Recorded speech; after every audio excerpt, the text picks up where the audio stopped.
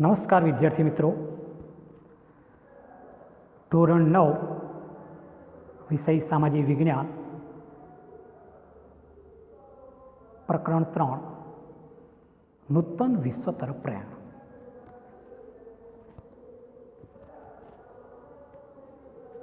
બે વૈશ્વિક યુદ્ધો વચ્ચેના વિશ્વ પ્રવાહો એટલે બે જે વિશ્વ યુદ્ધો છે એમના વચ્ચેના જે વૈશ્વિક પ્રવાહોની જે વાત છે એની ચર્ચા આપણે કરવાની છે કે પ્રથમ વિશ્વયુદ્ધ બાદ લોકોની આર્થિક અવદશા થઈ. તેને સુધારવા તત્કાલીન સરકારો નિષ્ફળ ગઈ. તેથી લોકોને લોકશાહીમાંથી વિશ્વાસ ઉઠી ગયો. કેટલાક રાષ્ટ્રોમાં સરમુખત્યારશાહીનો ઉદય થયો, જેના પરિણામે દ્વિતીય વિશ્વયુદ્ધનું તે સર્જનાત્મક પરિબળ બન્યું હતું. એટલે પ્રથમ વિશ્વયુદ્ધ અને દ્વિતીય વિશ્વયુદ્ધ, આ બે જે વિશ્વયુદ્ધો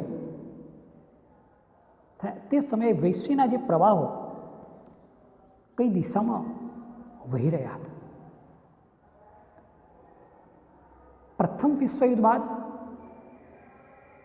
લોકોની આર્થિક અવદશા થઈ, એટલે આર્થિક તંત્ર છિન્નભિન્ન થઈ ગયું. આર્થિક અવદશા શરૂ થતાં તે સમયની જે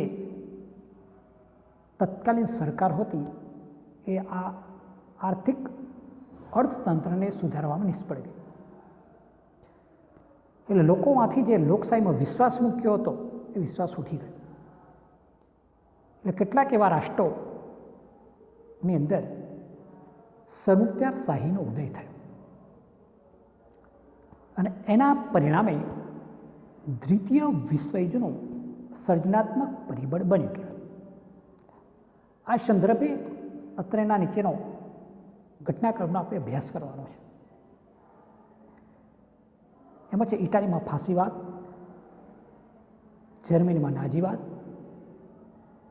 જાપાનમાં લશ્કરવાદ, વૈશ્વિક મહામંદી 1929 થી 32.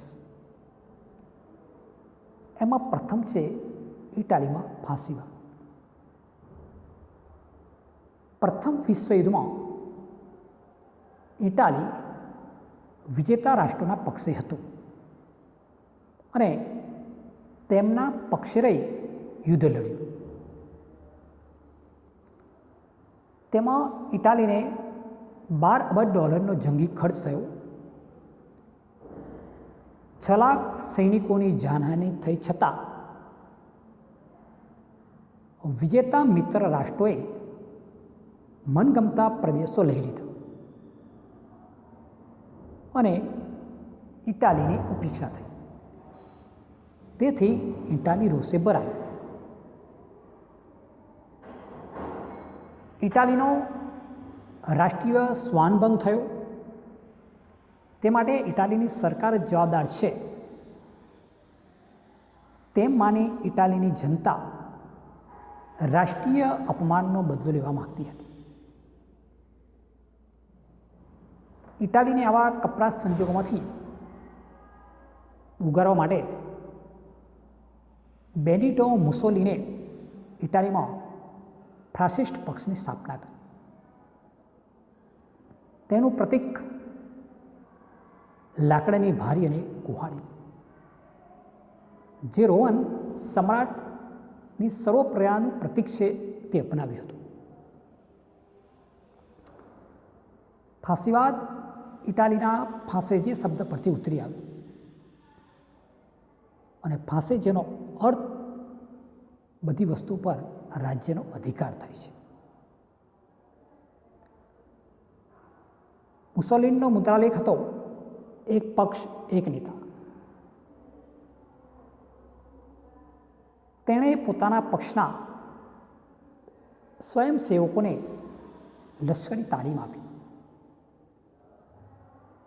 તેમનો ગણવેશ કાળા રંગનો હતો.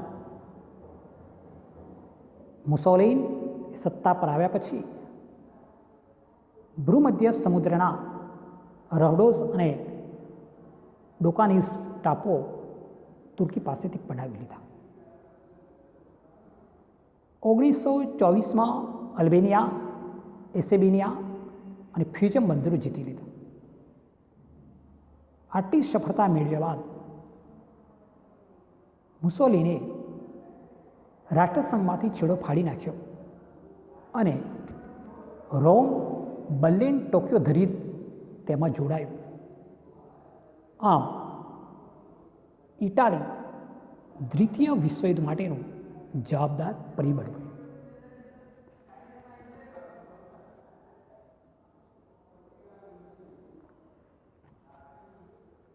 એટલે પ્રથમ વિશ્વયુદ્ધમાં ઇટાલી વિજેતા રાષ્ટ્રોના પક્ષે હતું. તેમના પક્ષે રહીને લડ્યું.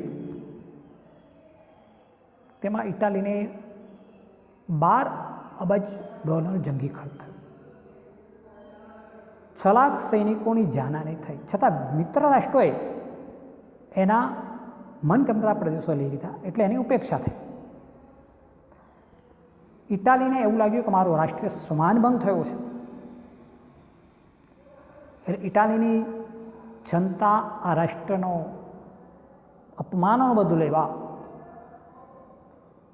ઇટાલીને આવા કપરા સંજોગોમાંથી ઉકારી શકે માટે બેનિટો મુસોલિને ઇટાલીમાં ફ્રાન્સિસ પગની સ્થાપના કરી. એનું પ્રતીક હતું લાકડાની બારી અને કુવાડ, જે રોમન સમ્રાટ સર્વપ્રતાનું પ્રતીક છે. ફાંસે જેનો અર્થ છે બધી વસ્તુઓ પર રાજ્યનો અધિકાર. મુસોલિને મુદ્રાલેખ આપ્યો, એક પક્ષ એક નેતા. એના સ્વયંસેવકોને લશ્કરી તાલીમ આપી.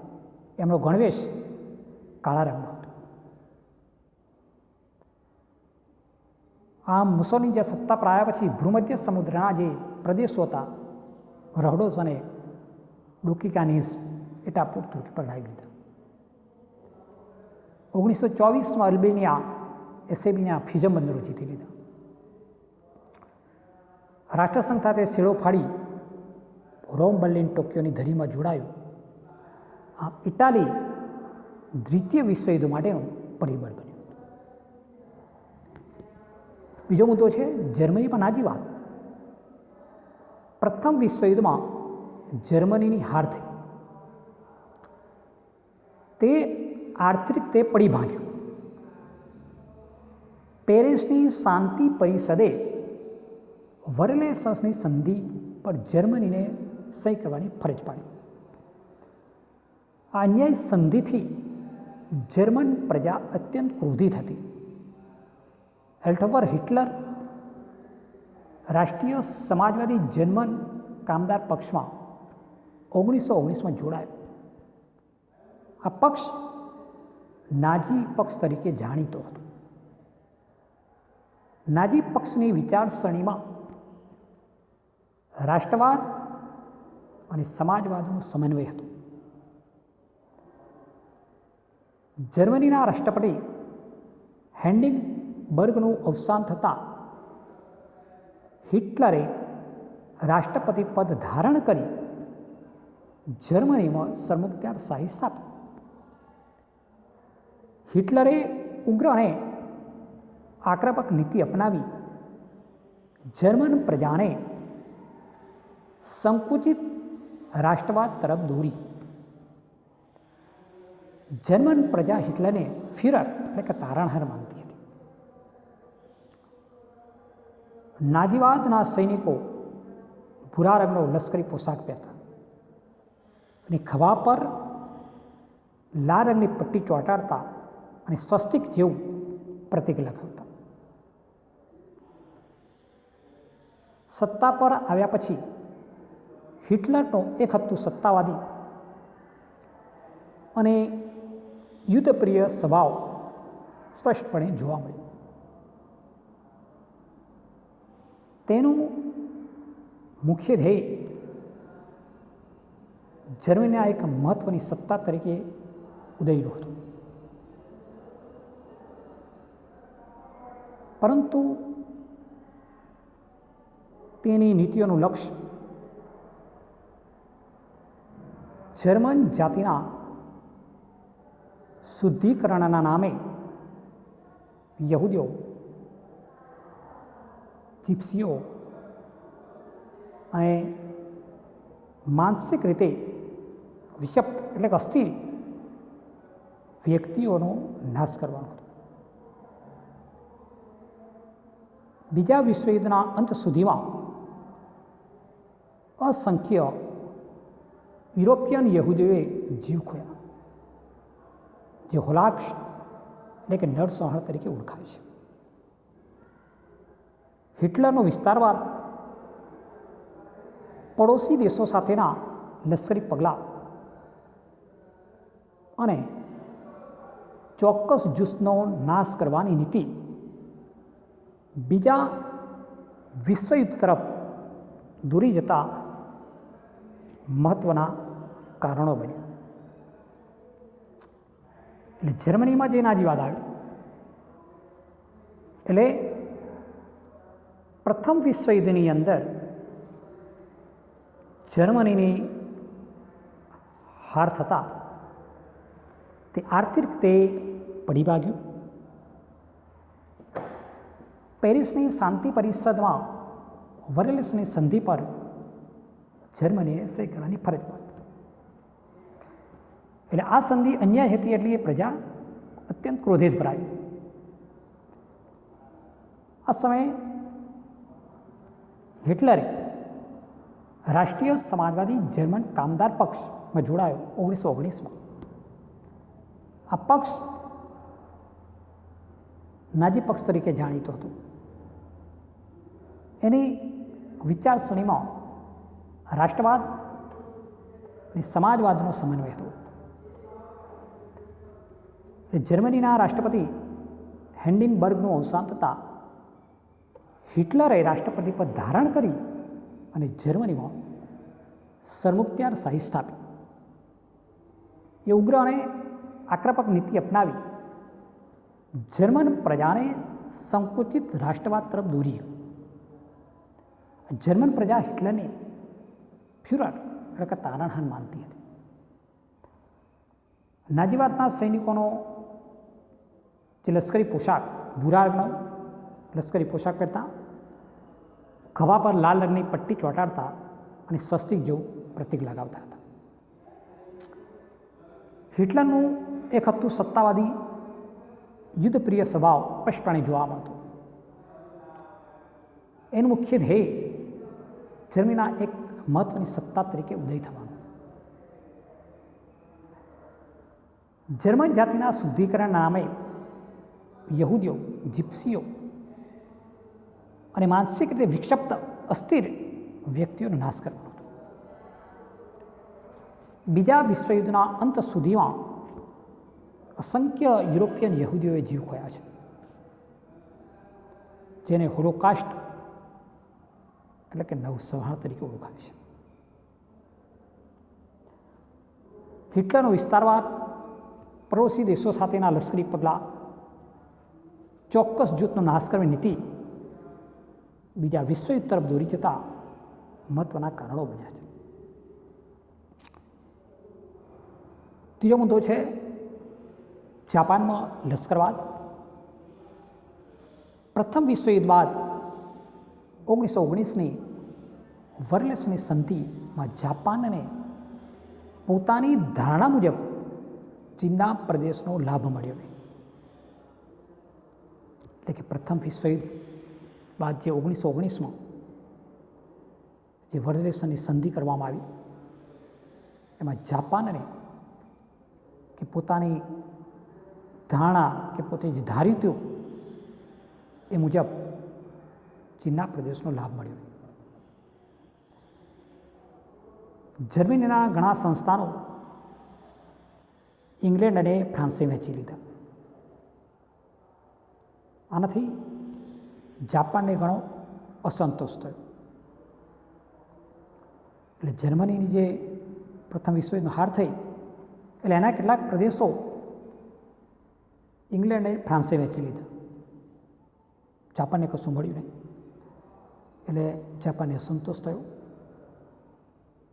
1921-22ની વોશિંગ્ટન પરિષદમાં ઇંગ્લેન્ડ અને અમેરિકાના નૌકાદળના ફક્ત 35% નૌકાદળ રાખવાની દરખાસ્ત જાપાનને સ્વીકારવી પડી. તેને સખાલીન અને સાઇબિયાના ટાપુ ખાલી કરવા પડ્યા, જેથી જાપાનનો યુવા વર્ગ નારાજ થયો. આ સમય દરમિયાન જાપાનમાં ચૂંટણી થઈ, તેમાં લશ્કરી ઢબના શાસનની તરફેણ કરનારા પક્ષોને ચૂંટણીમાં બહુમતી. જાપાનના લશ્કરી રાષ્ટ્રવાદે વિસ્તારવાદની નીતિ વ્યાપક બનાવી. જાપાનને રાષ્ટ્રસંઘની સમિતિમાં કાયમી સભ્યપદ ન મળ્યું. જાપાનની સામ્રાજ્યવાદી પ્રવૃત્તિઓનું પશ્ચિમના દેશો રોકી શક્યા નહીં. જાપાને મંચુરિયા કબજે કરી ત્યાં પોતાની મંચકો સરકાર સ્થાપી 1932. તે ઉપરાંત જાપાને કોરિયા, મંગોલિયા, શાન્ડોંગ અને ચીનના કેટલાક પ્રદેશો કબજે કર્યા અને જર્મની તેમજ ઇટાલી સાથે સંબંધો સુધારી પોતાનો સામ્રાજ્યવાદનો દોર છૂટો મૂક્યો. સમ્રાટ મેઈઝી પછી 1936માં ગાદી આવેલ શહેનશાહ હિરોહિટોએ પણ જાપાનની આ પ્રવૃત્તિને ઉત્તેજન આપ્યું. આમ જાપાને રાષ્ટ્રસંઘનો ત્યાગ કર્યો 1933. એટલે જાપાનમાં લશ્કરી શાસનની સ્થાપના થઈ.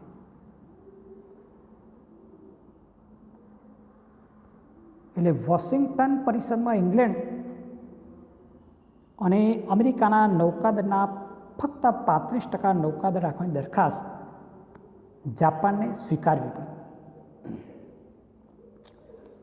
બીજું કે એમની પાસે જે ટાપુ હતા સખાલીને સાઇબિયન ટાપુ ખાલી કરવા પડ્યા.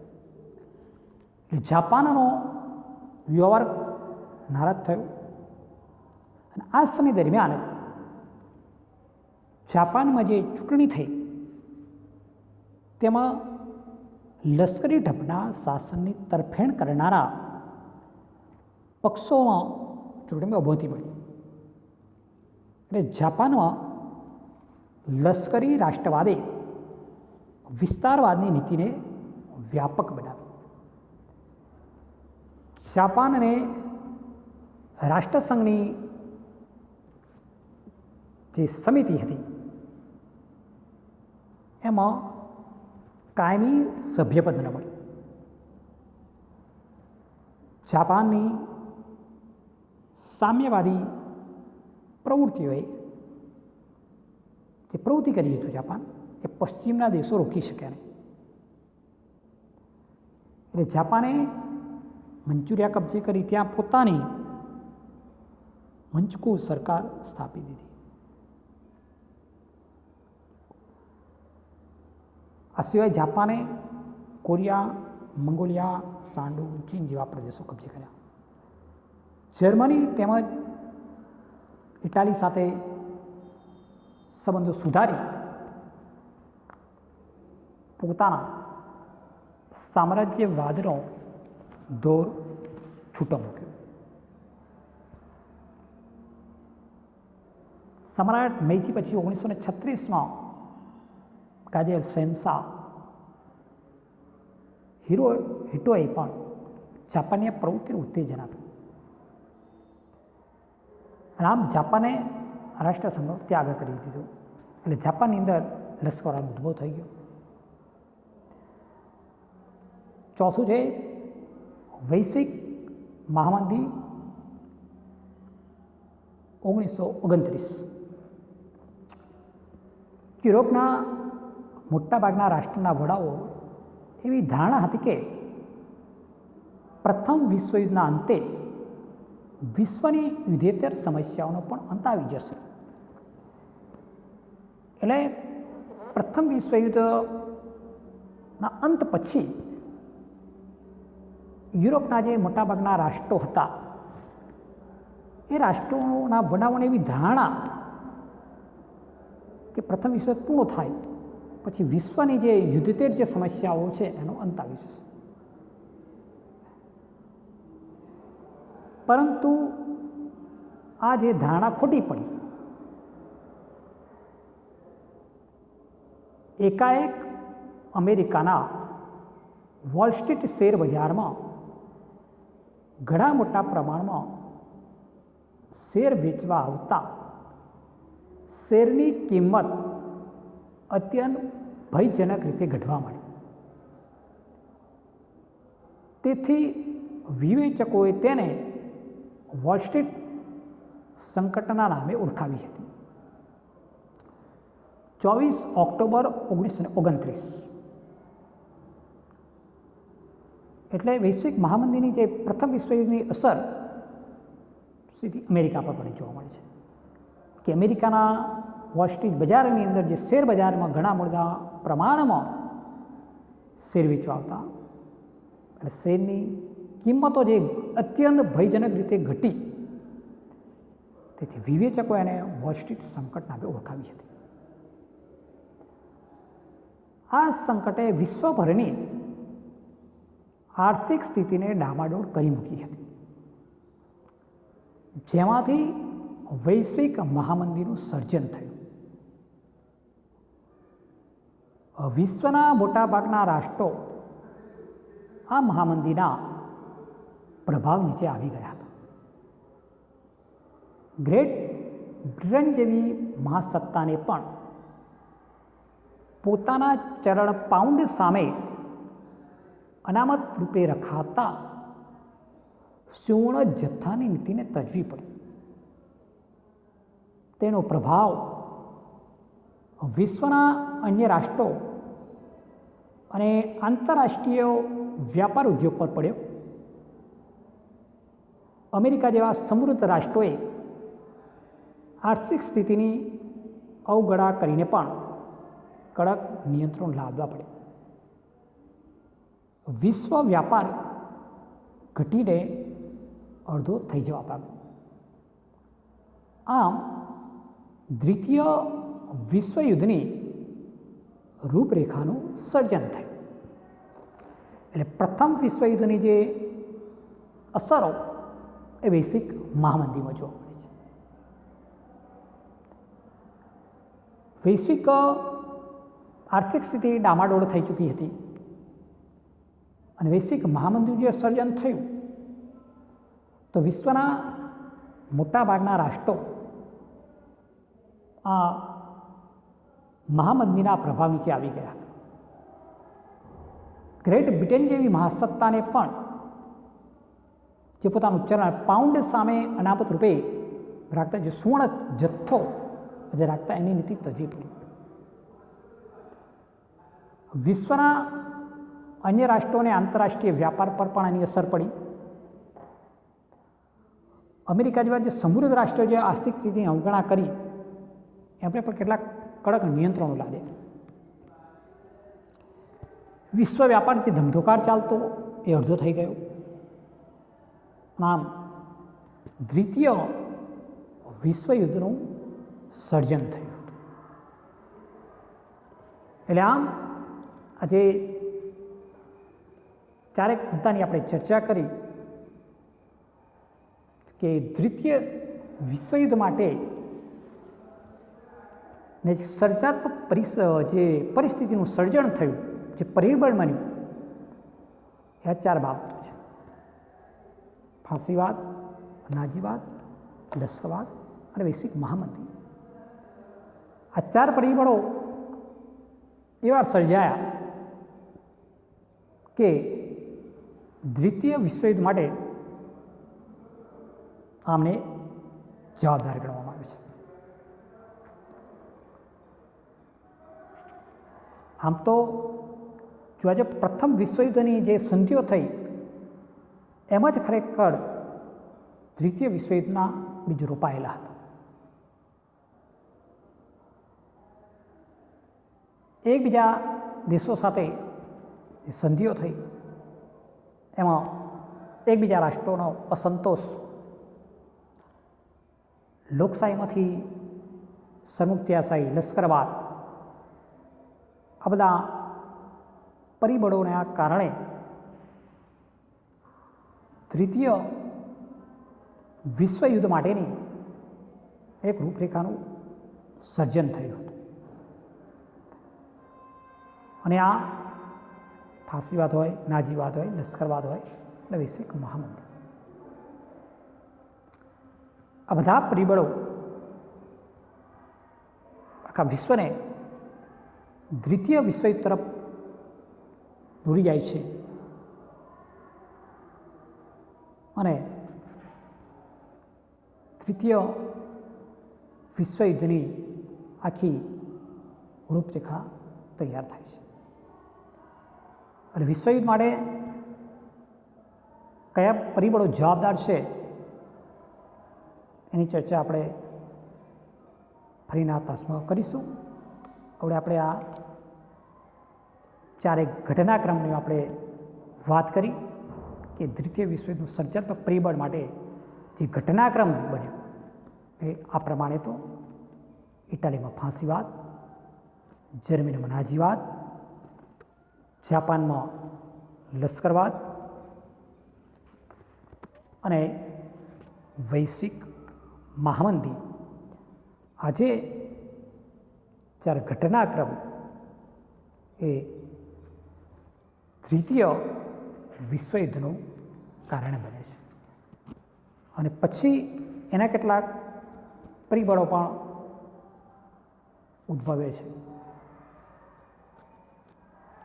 એટલે દ્વિતીય વિશ્વ થવા પાછળ કઈ સંધિઓ કઈ જવાબદાર હતી, કે વૈશ્વિક મહામંદીથી કઈ કઈ અસરો જોવા મળે છે.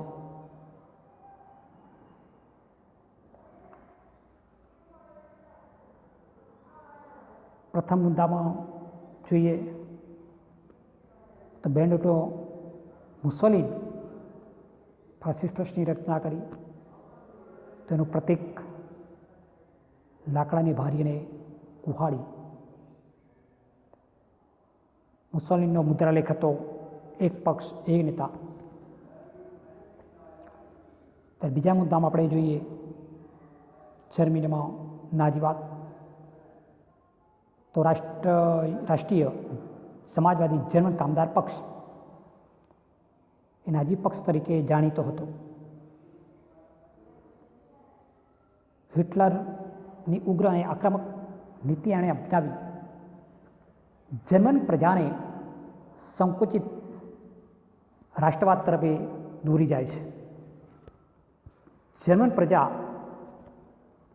હિટલરને ફીર એટલે કે તારણ મારતી. જાપાનમાં જે લશ્કરવાદનો જે ઉદ્ભવ થયો કે પ્રથમ વિશ્વયુદ્ધ બાદ જે સંધિ થઈ એ મુજબ જાપાનને કોઈ લાભ ન મળ્યો. જાપાનને અસંતોષ હતો. જાપાનનો વ્યવહાર નારાજ હતો. આ સમય દરમિયાન જે ચૂંટણીઓ થઈ એ ચૂંટણીઓમાં જાપાનની અંદર લશ્કરી ઢબે શાસન થાય એ પક્ષને બહુમતી મળી હતી. જાપાનના લશ્કરી રાષ્ટ્રવાદ અને વિસ્તારવાદની નીતિએ આ ભૂમિકા તૈયાર કરી. અને ત્યાર પછી વૈશ્વિક મહામંદી અમેરિકા અને બ્રિટન જેવા રાષ્ટ્રોની અંદર આપણા વૈશ્વિક મહામંદીની અસર જોવા મળી. એના કારણે આખું વિશ્વ વૈશ્વિક મહામંદીના પ્રભાવ નીચે આવી ગયું હતું. એટલે આમ દ્વિતીય વિશ્વયુદ્ધનું સર્જન થયું અને એમાંથી દ્વિતીય વિશ્વયુદ્ધનો ઉદ્ભવ થાય છે. એની ચર્ચા હવે બીજા તાસમાં કરીશું. અત્યારે આટલું. અસ્તુ.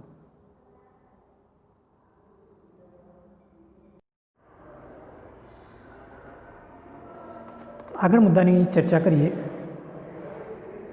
દ્વિતીય વિશ્વયુદ્ધ 1939-1945 એટલે દ્વિતીય વિશ્વયુદ્ધના પરિબળો. હવે આપણે દ્વિતીય વિશ્વયુદ્ધના પરિબળોમાં ચર્ચા કરીએ તો પ્રથમ વિશ્વયુદ્ધના અંતે થયેલ વર્સેલ્સની સંધિમાં જ બીજા વિશ્વયુદ્ધ માટેના બીજ રોપાયા હતા. એટલે કે પ્રથમ વિશ્વયુદ્ધનો જે અંત આવ્યો, આ પ્રથમ વિશ્વયુદ્ધ બાદ જે સંધિ કરવામાં આવી, વર્સેલ્સની સંધિ, આ જે સંધિમાં બીજા વિશ્વયુદ્ધ માટેના બીજ રોપાયા હતા. પેરિસની શાંતિ પ્રક્રિયાએ અનેક રાષ્ટ્રોને અસંતુષ્ટ કર્યા હતા. ત્યારબાદ બનેલી ઘટનાઓ દ્વિતીય વિશ્વયુદ્ધ તરફ દોરી ગઈ. એટલે પેરિસમાં જે શાંતિ પ્રક્રિયા હાથ ધરવામાં આવી, આ શાંતિ પ્રક્રિયાએ અનેક રાષ્ટ્રોને અસંતુષ્ટ કર્યા હતા. એટલે આ શાંતિ પ્રક્રિયા દરમિયાન અનેક રાષ્ટ્રો અસંતુષ્ટ હતા. એટલે અસંતુષ્ટના કારણે અને ત્યાર બધી જે ઘટનાઓ બની, એ બધી ઘટનાઓ વિશ્વને દ્વિતીય વિશ્વયુદ્ધ તરફ દોરી ગઈ. એટલે દ્વિતીય વિશ્વયુદ્ધ થવાના ઘણા બધા પરિબળો જવાબદાર છે. પ્રથમ પરિબળ એ જ કે પ્રથમ વિશ્વયુદ્ધની અંદર જ દ્વિતીય વિશ્વયુદ્ધના બીજ રોપાયા હતા. ત્યાર પછીની શાંતિ પ્રક્રિયા આપણે હાથ ધરી, તો આ શાંતિ પ્રક્રિયાની અંદર પણ ઘણા બધા એવા રાષ્ટ્રો હતા કે આ શાંતિ પ્રક્રિયાથી અસંતુષ્ટ હતા. અને પેરિસ શાંતિ પ્રક્રિયા દરમિયાન અને ત્યારબાદ જે કંઈ ઘટનાઓ બની, એ ઘટનાઓ વિશ્વને દ્વિતીય વિશ્વયુદ્ધ તરફ દોરી ગઈ. એટલે અહીંયા આપણે દ્વિતીય વિશ્વયુદ્ધ માટે જવાબદાર પરિબળોનો અભ્યાસ કરવાનો છે કે દ્વિતીય વિશ્વયુદ્ધ માટે કયા કયા પરિબળો જવાબદાર હતા. તો દ્વિતીય વિશ્વયુદ્ધ માટેના પરિબળોમાં પ્રથમ છે ઉગ્ર રાષ્ટ્રવાદ, બીજું જૂથબંધી, 3 લશ્કરવાર, 4 રાષ્ટ્રસંઘની નિષ્ફળતા, 5 વર્સેલ્સની સંધિ, 6 એડોલ્ફ હિટલરની સામ્રાજ્યવાદી મહત્વાકાંક્ષા અને 7 છે જર્મનીનું પોલેન્ડ પર આક્રમણ. એ તાત્કાલિક પરિબળ ગણાવી શકાય. એટલે અહીંયા દ્વિતીય વિશ્વયુદ્ધ દરમિયાન જે કંઈ પરિબળો જવાબદાર છે, એ પરિબળોએ વિશ્વયુદ્ધની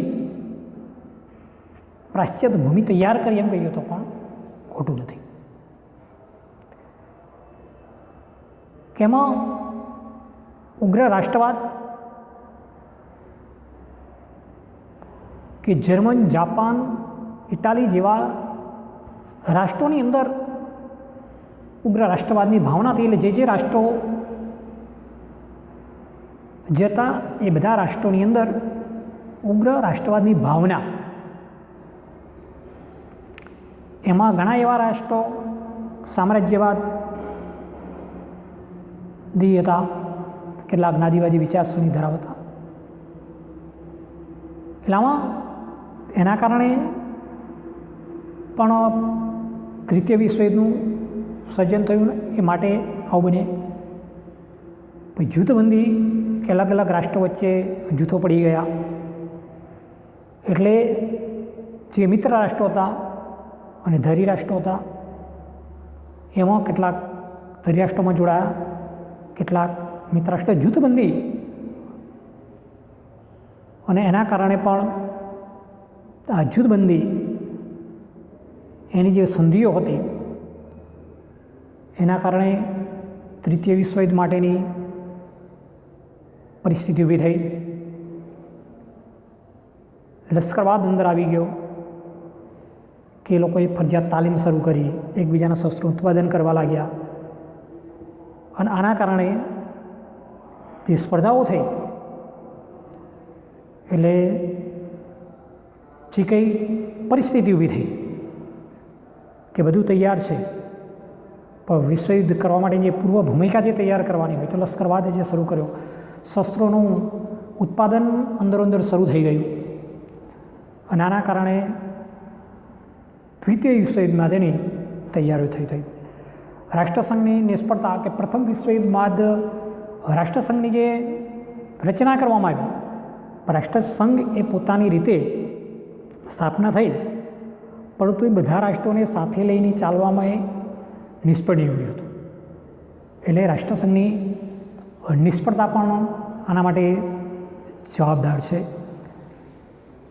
અને પછી જે વર્સેલ્સની સંધિ કે એની અંદર પ્રથમ વિશ્વયુદ્ધની અંદર જે સંધિ કરવામાં આવી એમાં જર્મનીને જવાબદાર ગણવામાં આવ્યું હતું, અને એની પાસે બળજબરીપૂર્વક સંધિ પર સહી કરાવી લેવામાં આવી હતી. એટલે આ સંધિથી જર્મનીને જે અપમાનજનક બદલો જેને લેવાનો હતો. પછી આજે સંધિ કરી તો એની અંદર જાપાનને અસંતોષ હતો. આ બધા કારણો દ્વિતીય યુદ્ધ માટે શરૂ થયા. પછી હિટલરે સામ્રાજ્ય મહત્વાકાંક્ષી ધરાવતો હતો, એને જર્મની એકતા, સ્થિરતા, સમૃદ્ધિ ચાહતો હતો, એ પોતે સામ્રાજ્ય માનતો હતો, અને એની જે સામ્રાજ્ય નીતિના કારણે દ્વિતીય વિશ્વયુદ્ધ માટેની મુખ્ય જવાબદાર પરિબળ ગણાવી શકાય છે. અને જર્મનીનું પોલેન્ડ પર જે આક્રમણ એનું તાત્કાલિક પરિબળ ગણી શકાય છે કે જર્મનીએ જે તાત્કાલિક પોલેન્ડ પર આક્રમણ શરૂ કર્યું, અને જેના કારણે વિશ્વમાં તૃતીય વિશ્વયુદ્ધની જ્વાળાઓ ફેલાઈ. એટલે આ પ્રમાણે એના કેટલાક પરિબળો જવાબદાર હતા, અને એના કારણે આખી વિશ્વયુદ્ધની એક રૂપરેખા તૈયાર થઈ. એમાં અલગ અલગ પરિબળોએ અંદર ભાગ ભજવ્યો. એટલે કોઈ પણ એક ઘટના દ્વિતીય વિશ્વયુદ્ધ માટે જવાબદાર નથી. જે કંઈ ઘટના બને છે એના માટે અનેક કારણો જવાબદાર હોય છે, અને આ કારણોના લીધે જે કંઈ ઘટના બનતી હોય છે. એટલે દ્વિતીય વિશ્વયુદ્ધ એ કોઈ એક ઘટના સાથે નહીં, પણ એની સાથે અનેક ઘટનાઓ સંકળાય છે, અનેક પરિબળો એવા જવાબદાર હતા. એની આપણે ચર્ચા વિસ્તૃતમાં કરવાની છે. અહીંયા કેટલીક એવી માહિતી આપી દે કે આટલા કળા પરિબળો એમાં જવાબદાર હતા, અને એ પરિબળોના કારણે જે વિશ્વ આખું દ્વિતીય વિશ્વયુદ્ધમાં ફેરવાયું, અને દ્વિતીય વિશ્વયુદ્ધની જે ઘટના બની એના પરિણામોમાં આપણે જોઈએ તો બધા ગંભીર પરિણામો ભોગવવાના આવ્યા હતા, અને આજે પણ એના પરિણામો આપણે જોઈ રહ્યા છીએ. એટલે દ્વિતીય વિશ્વયુદ્ધના જે પરિબળો આપણે ચર્ચા કરવાના છે એમાં ખાલી આપણે ઉપસમાર તરીકેની માહિતી મેળવી છે. ઉગ્ર રાષ્ટ્રવાદ હોય, જૂથબંધી, લશ્કરવાદ, રાષ્ટ્રસંઘની નિષ્ફળતા, વલેસની સંધિ, હિટલર સામ્રાજ્ય મહત્વાકાંક્ષા ધરાવતો અને જેનું તાત્કાલિક પરિબળ જે ગણવામાં આવે છે કે જર્મનીનું પોલેન્ડ પર આક્રમણ એ દ્વિતીય વિશ્વયુદ્ધનું તાત્કાલિક પરિબળ ગણાવી શકાય છે. એટલે આ પ્રમાણે દ્વિતીય વિશ્વયુદ્ધનો સમયગાળો 1939થી 1945ના સમયગાળા દરમિયાન દ્વિતીય વિશ્વયુદ્ધ થયું હતું. અને આ વિશ્વયુદ્ધની અંદર જે રાષ્ટ્રો જોડાયા એને ઘણી બધી જાનહાની માનહાની ગુમાવી પડી હતી. એની ચર્ચા આપણી આટલા મુદ્દાની ચર્ચા આપણે આટલા સુધી રાખીશું. દ્વિતીય વિશ્વના જે પરિબળો છે એની વિગતવાર ચર્ચા હવે પછીના તાસમાં કરીશું. અત્યારે આપણે આટલું અસ્તુ.